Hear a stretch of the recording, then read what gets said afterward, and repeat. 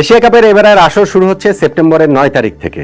তার আগেই তো নেদারল্যান্ডসের বিপক্ষে একটা 3 ম্যাচের টি-20 সিরিজ খেলবে বাংলাদেশ। আগস্টের 30 তারিখ, সেপ্টেম্বরের 1 তারিখ এবং সেপ্টেম্বরের 3 তারিখে সিলেটে হবে ম্যাচ 3টি। এই সিরিজের পর এশিয়া কাপের স্কোয়াড ঘোষণা করাটা গাজী আশরাফ হোসেন লিপুর নেতৃত্বাধীন সিলেকশন প্যানেলের জন্য তুলনামূলক সহজ হওয়ার কথা, কিন্তু সেটি হচ্ছে না। কেননা এশিয়া কাপের স্কোয়াড ঘোষণার একটা বাধ্যবাধকতা রয়েছে, ডেডলাইন রয়েছে। ফলে বাংলাদেশকে এই নেদারল্যান্ডসের বিপক্ষে সিরিজ শুরু হওয়ার আগে এশিয়া কাপের স্কোয়াডটা দিয়ে দিতে হবে। যতটুকু আমি জানতে পেরেছি আগামী 2-1 দিনের মধ্যেই এই চূড়ান্ত স্কোয়াডটা তৈরি হয়ে যাবে, ঘোষণা হয়ে যাবে। ইনফ্যাক্ট স্কোয়াডটা মোটামুটি তৈরি হয়ে গিয়েছে 15 সদস্যের। সেইখানটাতে শুধুমাত্র একটা জায়গা নিয়ে একটুখানি কনফিউশন সিলেকশন প্যানেলের রয়েছে এবং একটা জায়গাতেই আসলে চমক রয়েছে। এশিয়া কাপে তাহলে শেষ পর্যন্ত বাংলাদেশের কোন 15 জন যাচ্ছেন, কোন জায়গাটাতে আমি বলছি চমক রয়েছে এবং কোন জায়গাটাতে আসলে একটা সিলেকশন হেডেক রয়েছে, তা নিয়েই এই আলোচনাটা করছি। আলোচনার সুবিধার জন্য আমি 1, 2, 3, 4 করে করি।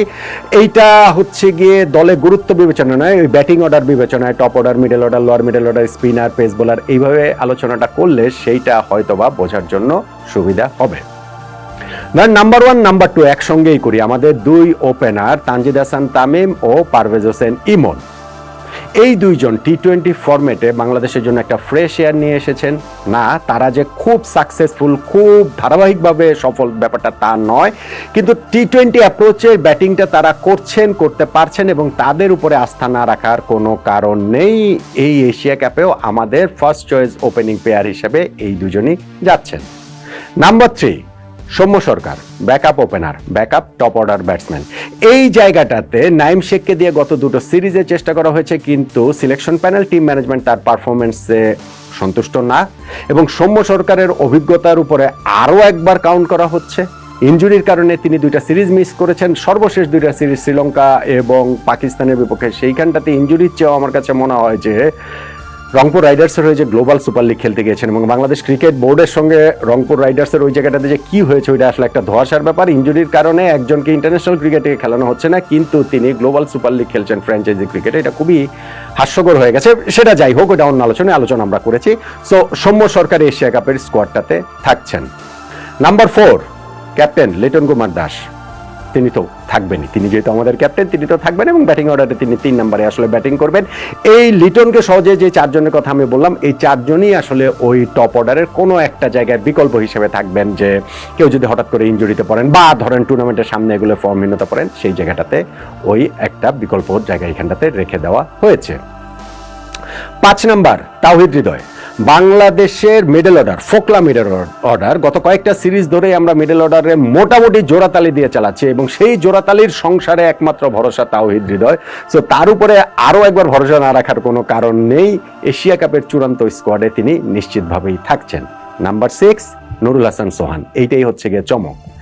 টি-20 ফরম্যাটে 2022 সালে সর্বশেষ তিনি খেলেছেন, তার প্রায় 3 বছর পর আবার এই ফরম্যাটের দলে তার কামব্যাকটা হচ্ছে। এটার ক্লিয়ার ইন্ডিকেশন পাওয়া যাচ্ছে। হ্যাঁ, তিনি ডোমেস্টিকে বেশ কিছুদিন ধরে ভালো খেলছেন, প্রায় সব ফরম্যাটেই ভালো খেলছেন, কিন্তু এখন এই মুহূর্তে যেমন অস্ট্রেলিয়াতে বাংলাদেশে এই দল সফর করছে, টপ এন্ড টি-20 সিরিজ খেলছে, সেই দলটা তিনি ক্যাপ্টেন। এই সিরিজ শেষে তিনি দেশে ফেরত আসবেন, কেননা এরপর যে আমরা একটা 4 দিনের ম্যাচ খেলবো সেই স্কোয়াডটাতে কিন্তু নুরুল হাসান সোহানকে রাখা হয়নি। ওয়ারেজ এর আগে সর্বশেষ যে বাংলাদেশে দল সিরিজ খেলেছিল নিউজিল্যান্ডের বিপক্ষে আমরা ঘরের মাঠেতে, এই বছরই সেই সিরিজে সোহান ক্যাপ্টেন ছিলেন এবং সিরিজের একটা ম্যাচে তিনি সেঞ্চুরিও করেছিলেন। ফলে সোহানকে যখন এই 4 দিনের ম্যাচের স্কোয়াডটাতে রাখা হয়নি, সেটা আসলে ক্লিয়ারলি বোঝা যাচ্ছে যে এশিয়া কাপের চূড়ান্ত স্কোয়াডটাতে নুরুল হাসান সোহান থাকবেন, মিডল অর্ডার ব্যাটসম্যান হিসেবেই থাকবেন।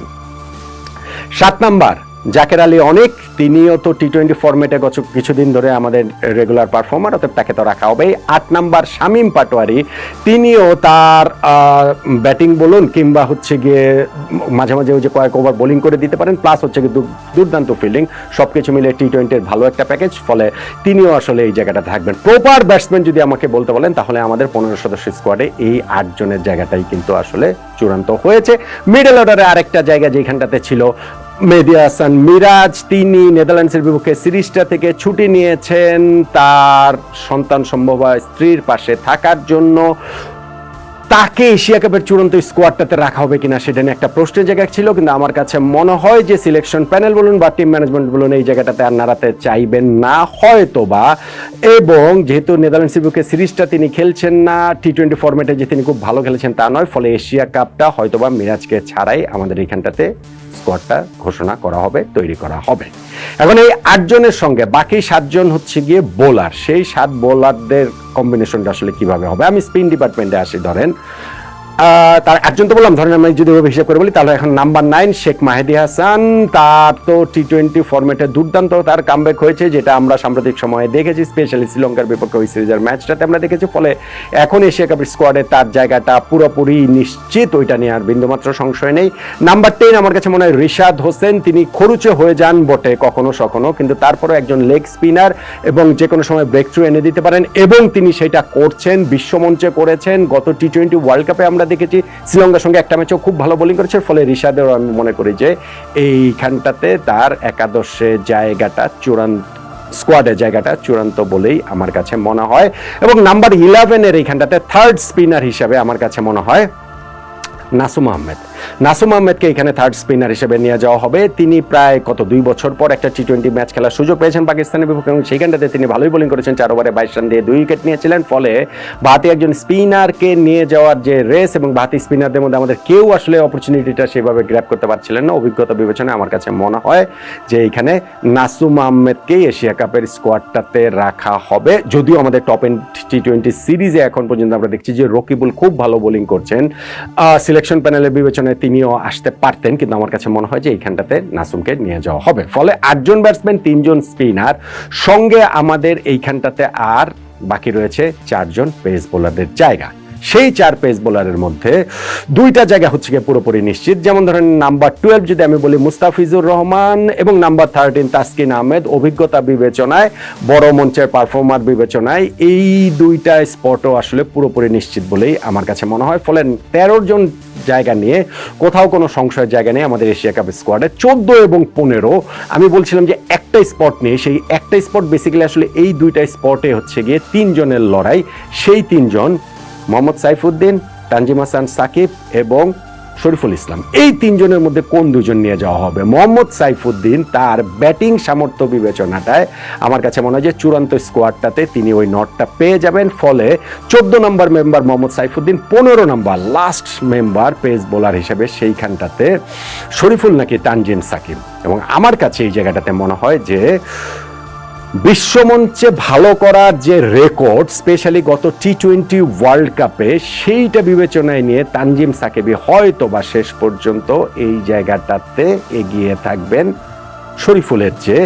ফলে আমি 15th মেম্বার হিসেবে এই তানজিম সাকিবকেই দেখছি। তাহলে এশিয়া কাপে বাংলাদেশের যে শেষ পর্যন্ত 15 সদস্যের চূড়ান্ত স্কোয়াড, লিপু ভাইরা কোনটা দিবেন সেটা নিয়ে তো আমরা দেখবই, বা তখনকার ওইটা আলোচনা করবে। কিন্তু আমার যেটা আন্ডারস্ট্যান্ডিং সেটা হচ্ছে গিয়ে এই স্কোয়াডটা মোটামুটি তৈরি হয়ে গিয়েছে। একটাই চমক, সেইটা হচ্ছে গিয়ে আপনার নুরুল হাসান সোহানের অন্তর্ভুক্তি।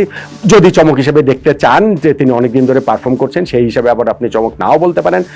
নাইম শেখ, মেহেদী হাসান মিরাজকে আমি দেখছি না এশিয়া কাপের চূড়ান্ত স্কোয়াডে। আর কনফিউশনের যে জায়গা সেটা হচ্ছে গিয়ে পেস বোলারদের ওই জায়গাটাতে কি আমরা সাইফুদ্দিন, শরীফুল এবং তানজিম সাকিবের মধ্যে কোন 2 জনকে নেব? আমার মনে হয় ব্যাটিং সামর্থ্য বিবেচনায় সাইফুদ্দিনের জায়গাটা নিশ্চিত। শরীফুল এবং তানজিম সাকিবের মধ্যে তানজিম সাকিবকে হয়তোবা একটুখানি এগিয়ে রাখছি। এশিয়া কাপে বাংলাদেশের 15 সদস্যের চূড়ান্ত স্কোয়াডটা তাহলে হতে যাচ্ছে হয়তোবা এইরকমই: তানজিদ হাসান তামিম, পারভেজ হোসেন ইমন, সৌম্য সরকার, লিটন কুমার দাস, তাওহিদ হৃদয়, নুরুল হাসান সোহান, জাকের আলী অনেক, শামীম হোসেন পাটোয়ারি, শেখ মাহেদী হাসান, রিশাদ হোসেন, নাসুম আহমেদ, মুস্তাফিজুর রহমান, তাসকিন আহমেদ, মোহাম্মদ সাইফুদ্দিন এবং তানজিম হাসান সাকিব। এশিয়া কাপের জন্য বাংলাদেশের সম্ভাব্য সেরা 15 জন, সেরা স্কোয়াডটা, এটাই বললেও কি আপনার কাছে মনে হয় নাকি?